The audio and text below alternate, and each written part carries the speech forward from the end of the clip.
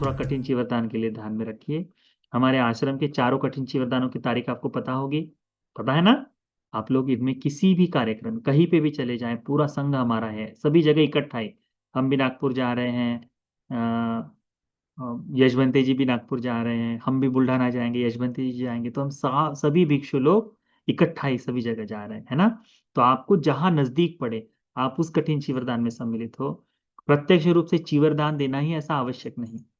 कठिन चीवरदान में आप केवल साधु भी कहकर अनुमोदन कहें तब भी उसके लिए ठीक है। आप कठिन चीवरदान के समय में जाकर वहां चेयर लगाए बैठने के लिए, लोगों के बैठने की सारी थोड़ी सी सुविधा कर दे, चार लोगों को पानी पिला दे।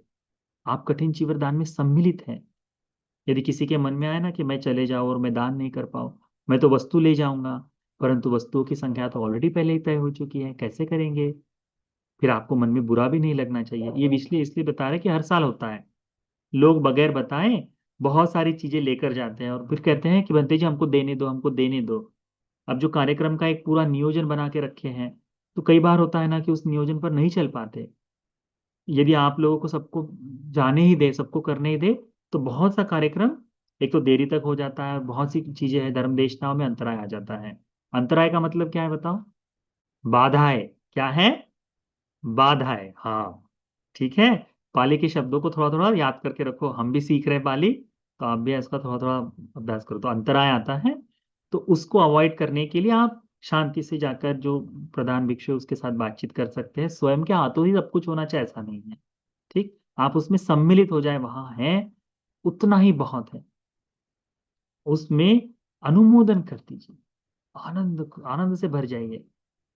उसके लिए सबसे सुंदर ये आनंद से भरना जो है ना, प्रमोद में आना, है ना, ये आपको सीखना चाहिए घटिकार सूत्र से। घटिकार सूत्र पता है ना? घटिकार ब्रह्मराज के बारे में है, अतीत की बात है। तो घटिकार के समय भगवान काश्यप थे, और ये घटिकार कुम्हार था, अग्र श्रावक था। इसमें जैसे अग्र श्रावक भिन्न भिन्न आते हैं ना, दान दाताओं में अग्र था, अनाथ पिंडक तो सेठ जी थे, ये कुम्हार था, अग्रदायक है कुछ नहीं। कुम्हार, और अनागामी भी था, विशेष करके देखो तो अनागामी था। अनागामी होने के कारण धन का इस्तेमाल नहीं कर पाता अनागामी एक समय के बाद।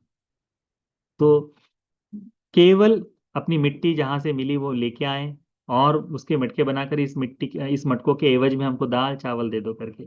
भगवान का विश्वास इतना कि भगवान को जब भूख लगती थी तो स्वयं ही इसके घर चले जाते थे, निमंत्रण की आवश्यकता नहीं थी। ये अग्रदायकों का विशेष भाग होता है वो, निमंत्रण की आवश्यकता, चले जाते थे। जाने के बाद बताते थे, माता पिता दोनों अंधे, कहते थे कि तथागत आए हैं, तो हाँ आओ भगवान, भोजन करो, यहाँ पर भोजन रखा है, आप ही स्वयं परोस लो करके। ये बहुत दुर्लभ है, बहुत दुर्लभ, कहीं नहीं हुआ ऐसा। केवल घटिकार ब्राह्मण के बारे, घटिकार कुमार के बारे में है, घटिकार के बारे में है। भगवान स्वयं ही भिक्षा पात्र में लेकर भोजन कर लेते थे। भगवान हमारे घर में आए हैं, भोजन लिया है, इतना सुन देख अंधे ही है, भगवान ने भोजन किया करके माता पिता दोनों हफ्ता भर, एक सप्ताह तक प्रीति सुख में रहते थे। और जब पुत्र बाहर से आ जाए, अपना अंदर जाकर देखता था बर्तन खाली है, भोजन नहीं है, तो माता पिता को पूछता था कि भोजन कहाँ है? मैं तो सुबह 3 लोगों के लिए खाना बना कर गया था, आपको दोनों को खिला कर गया था, और मेरे लिए जो है वो रखा हुआ था, वो कहाँ है? तो कहते हैं काश्यप भगवान आए थे, वो भोजन करके गए, साधु साधु करके 15 दिनों तक वो प्रीति सुख, ऐसा कि देखा नहीं है, स्वयं स्वयं के हाथों से दान नहीं दिया है। कैसे?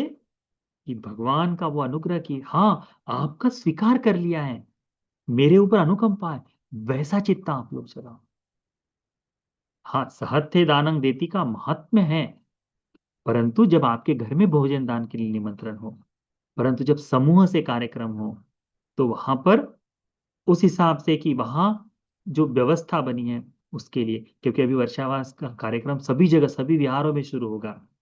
अच्छा समय है अपने चित्त को देखने का, अपने मन को देखने का, कि मैं ये दिखावे के लिए तो नहीं कर रहा, मैं नहीं कहता कि करेंगे, परंतु कई बार, क्योंकि मेरा भी मन करता है कई बार, कई बार कहीं निमंत्रण आ जाए तो मैं तो बड़ा हूँ वहां, ऐसा भाव जाग जाता है, फिर खुद ही लज्जा आती है। ऐसा होता है, तो उसको चिंतन का चेक, उसको थोड़ा देखने का मौका है, ठीक है। इतना पर्याप्त है मुझे लगता है। दादा ही कुछ बता दी।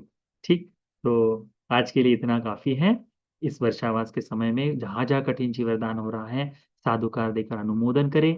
यथासंभव जहां कुछ सहायता कर सकते वहां सहायता करें। श्रम से सहायता कर सकते वो तो विशेष बात है, वो तो बहुत बढ़िया है कि वो कर सकते हैं, वो करें। आसपास के जो भिक्षु हैं, उनमें वर्षावास समाप्ति के बाद कई बार होता है, अभी वर्षावास समाप्त हो जाएगा ना, तो लोग खाने के लिए भी नहीं बुलाते, महाराष्ट्र छोड़कर बाकी जगह तो, महाराष्ट्र में तो बुला लेते हैं, बाकी जगह में बड़ी दिक्कत है। तो विशेष करके आग्रह करेंगे कि वर्षावास के समय तक जिस तरह से 3 माह तक भिक्षुओं को भोजन आदि की सेवा करते हो, पूर्ण साल भर भिक्षुओं की इस तरह से व्यवस्था करो।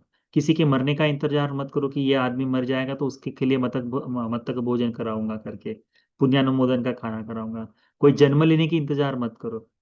अपने जीवन में साधारण दिन है, हाँ दान देने की इच्छा हुई, कुशल चित्त से जाकर दान दे दो, भोजन के लिए निमंत्रण देता दिया करो। वो आपके लिए दीर्घकाल तक हितसुख के लिए है ना। तो वो किया, ठीक है, उस बात को इतना पर्याप्त है।